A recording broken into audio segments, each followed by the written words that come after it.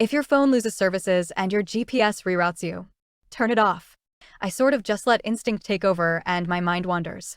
I just drove, just lazily watching my GPS and the line on the GPS marking the road. The road ran on endlessly ahead. I saw on the map where it curved. Up ahead, the road began to turn. "Hey Rick, hey, slow down." At Rav's shout, I slammed the brakes, swerving because the curve came on faster than I expected. I looked at the GPS and it was zoomed in, and when I zoomed out, it showed how tight the curve was. There'd been some lag. Rav was clinging to the handle above the door. He glared my way, and I muttered an apology and drove more carefully. I am usually a pretty reliable driver. The GPS being laggy had caught me off guard. Rav glowered and said, "That thing is going to get us killed." More long stretches of silence, and the sky deepening as the first stars became visible. There was still a fair bit of light, but even so I turned on my headlights. I was still following the long line of the GPS when suddenly Rav was screaming, "Stop! Stop!" I hadn't seen anything in the road, but his panic sent my foot shooting to the brake and we skidded, and I yanked the wheel to bring us into the side of the hill. He was gasping, and I looked ahead to where the road went over a bridge. It took me a moment to see clearly what Rav had seen. A few feet out, the bridge was broken. Nothing but the drop below.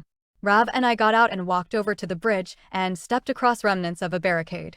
It must have been set up to warn vehicles about the bridge being out, but now it was in pieces, flattened and broken. Driving at speed, you'd never see these shattered pieces in time. Rav's eagle eyes had saved our lives. We stepped past the broken barricade. "Careful," muttered Rav as I moved to the edge of the bridge and looked down. Cars lay piled below, and what looked like a body spilled out of one of them at the bottom of the ravine. That's why the barricade was broken. Not just one, but multiple vehicles had smashed through it. Chilled, I backed away from the drop. The pair of us picked our way back over the shattered barricade and along the road. We were almost at our vehicle when headlights blinded us. A truck barreled toward us. I grabbed Rav and flung him with me into the hillside as the scream of a horn shot past us, the truck driver laying it on, and then the wheels clacked over the broken barricade and the horn faded out into nothingness as the truck went over. There was a horrible metallic crunching as it crashed and rolled far below.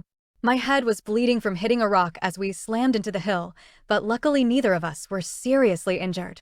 We hurried into the car, strapping ourselves in and quickly pulling a three-point turn and driving away, back the way we'd come, ignoring the GPS now.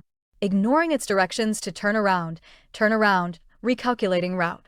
Finally, we caught a glimpse of a sign for gas and followed until we reached the station, where we called police to report the broken bridge. While I was on the call using the gas station phone, my cell phone rebooted. Suddenly it had